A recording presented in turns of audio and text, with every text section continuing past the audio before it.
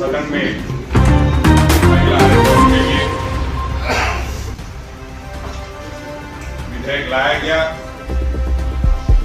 और उस पर हमारी नेता ने जो कहा है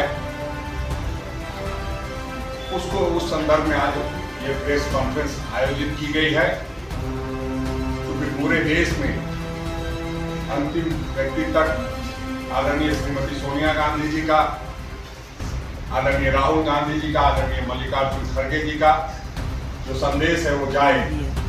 क्योंकि आप जानते हैं कि इस तरह से दिल्ली से जो मीडिया की खबर चलती है वो दिल्ली में ही रह जाती है, यूं कहिए कि शहरों तक चलती है।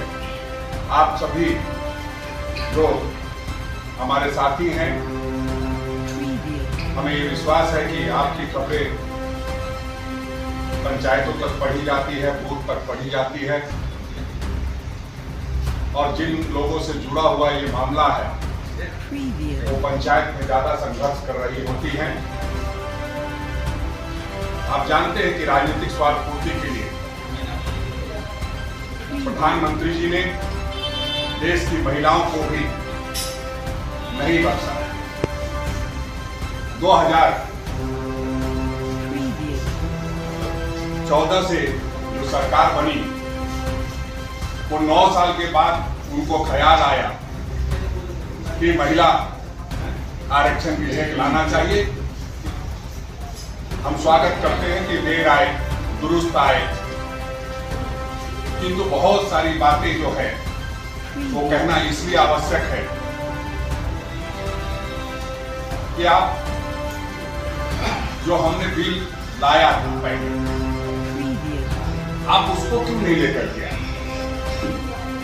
जो एक सदन से पास हो चुका था उसको आपको लेकर के आना चाहिए था।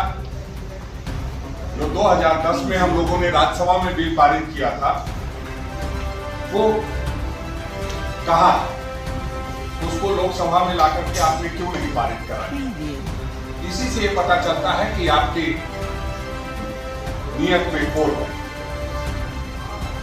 हमारी नेत्री आदरणीय श्रीमती सोनिया गांधी जी ने सदन में नारी शक्ति बंधन अधिनियम 2023 का पूर्ण रूप से समर्थन करते हुए यह साफ कर दिया कि कांग्रेस पार्टी ही वो पार्टी है जो वास्तव में महिला सशक्तिकरण की बात या उसको लागू करने को लेकर काम करती है।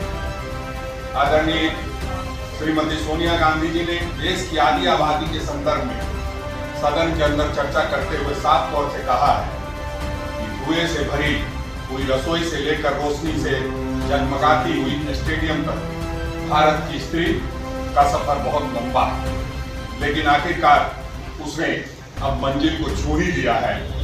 उसने जन्म दिया, उसने परिवार चलाया, उसने पुरुषों के बीच तेज दौड़ लगाई और असीम धीरज के साथ अक्सर खुद को हारते हुए लेकिन आखिरी बाजी में जीतते हुए देखा गया। भारत की स्त्री के हृदय में महासागर जैसा धीरज है।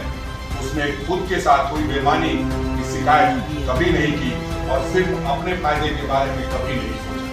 उसने नदियों की तरह सबकी भलाई के लिए काम किया है और मुश्किल वक्त में हिमालय की तरह अडिग रही। स्त्री के धैर्य का अंदाजा लगाना नामुमकिन है। वह आराम को नहीं पहचानती और थक जाना भी नहीं जानती। हमारे महान देश की माँ है स्त्री, लेकिन स्त्री ने हमें सिर्फ जन्म ही नहीं दिया है, अपने आंसुओं खून पसीने से सींच कर हमें अपने बारे में सोचने लायक बुद्धिमान और शक्तिशाली भी बनाया है। आदरणीय श्रीमती सोनिया गांधी जी की ये बातें स्पष्ट करती है कि हमें कितनी संजीदगी से महिलाएं लेती है।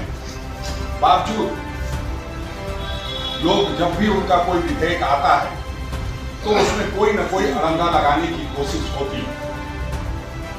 और जिस तरह से आजादी की लड़ाई और नए भारत के निर्माण में स्त्रियां हर मोर्चे पर पुरुषों के साथ कंधे से कंधे मिलाकर खड़ी रही हैं। उदाहरण के तौर पर आप देखें तो सरोजिनी नायडू जी हों, सुचेता कृपलानी जी हों अरुणा आसफ अली जी हों, विजया लक्ष्मी जी पंडित जी हों, राजकुमारी अमृत कौर जी हों और उनके साथ तमाम लाखों लाख महिलाओं से लेकर आज की तारीख तक स्त्री ने कठिन समय में हर बार महात्मा गांधी, पंडित जवाहरलाल नेहरू, सरदार पटेल, बाबा साहब अम्बेडकर और मौलाना आजाद के सपनों को जमीन पर उतार कर दिखाने का काम किया है। इंदिरा जी का व्यक्तित्व खुद में ही दूसरों को रोशन करने वाला था।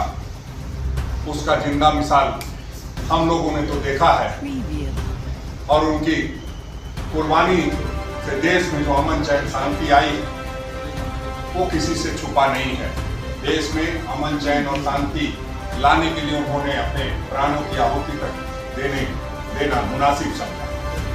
अधिनियम के संदर्भ में आदरणीय श्रीमती सोनिया गांधी जी ने कहा है कि स्थानीय निकायों में महिलाओं की भागीदारी तय करने वाला संविधान संशोधन स्वर्गीय राजीव गांधी जी के द्वारा ही लाया गया था, जो सिर्फ 7 वोटों से गिर गया।